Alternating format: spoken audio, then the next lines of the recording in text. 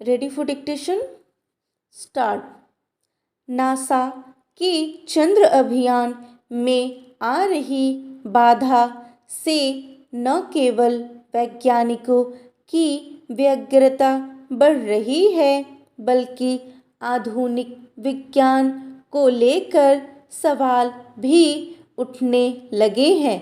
क्या 50 साल पहले इस्तेमाल हुई तकनीक ज़्यादा बेहतर थी और अब जिस तकनीक का इस्तेमाल हो रहा है वह यथोचित नहीं है? 2 बार गैर मानव अभियान टालने के बाद नासा ने घोषणा की है कि वह अंतरिक्ष में आर्टेमिस को लॉन्च करने का प्रयास करने के लिए 2 तारीख 23 सितंबर या 27 सितंबर पर विचार कर रहा है। आर्टेमिस अभियान की सफलता चंद्रमा और उससे आगे मानव अस्तित्व का विस्तार करने के लिए नासा की प्रतिबद्धता व क्षमता को प्रदर्शित करेगी।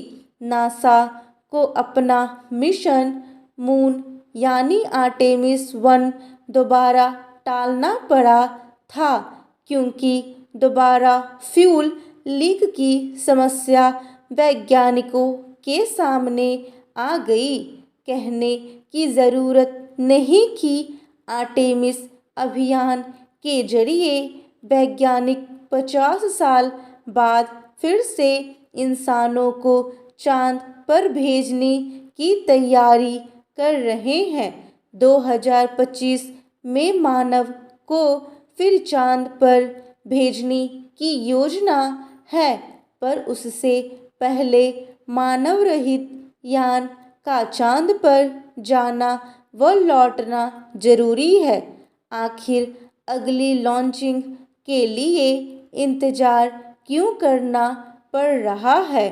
तकनीक की तो अपनी समस्या है ही, इसके अलावा तारों की स्थिति को भी देखना पड़ता है ताकि प्रक्षेपण के बाद यान सही जगह उतर सके और रास्ते में किसी दुर्घटना का शिकार न हो।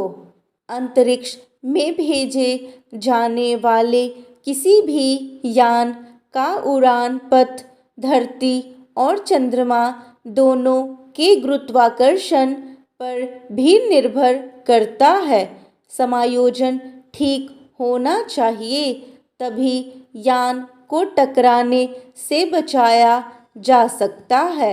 इस हिसाब से अनुकूल स्थिति 19 सितंबर के बाद बनेगी। बहरहाल बड़ी चुनौती ईंधन लीकेज को रोकना है। यह तो अच्छा है कि उड़ान से पहले ही लीकेज का पता चल जा रहा है और अभियान को टालकर यान व प्रक्षेपण यान की रक्षा की जा रही है। 50 साल पहले वाली तकनीक भले बहुत जटिल थी, पर तब सफलता मिली थी। अब तकनीक अत्याधुनिक है और ईंधन गुणवत्ता में भी परिवर्तन आया है, इसलिए महारत हासिल करने में थोड़ा वक्त लगेगा।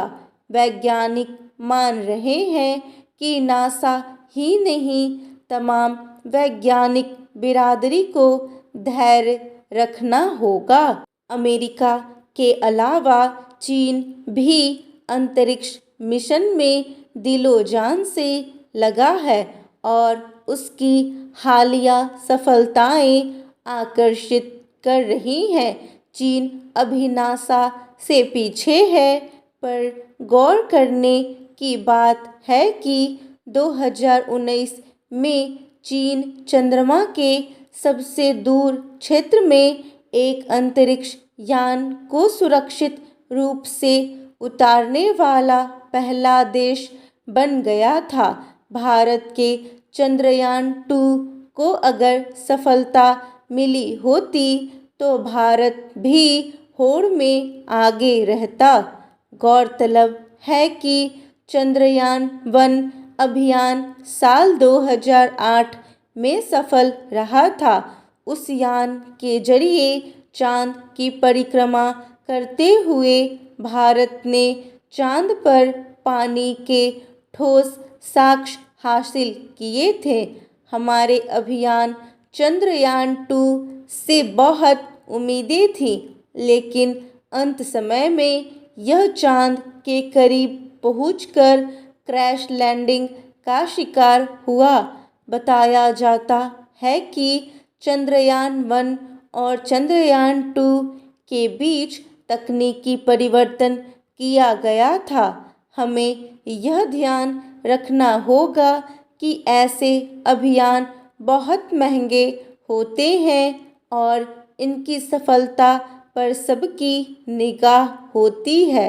सफल तकनीक में आमूल-चूल परिवर्तन के बजाय उसे ही विकसित करना चाहिए।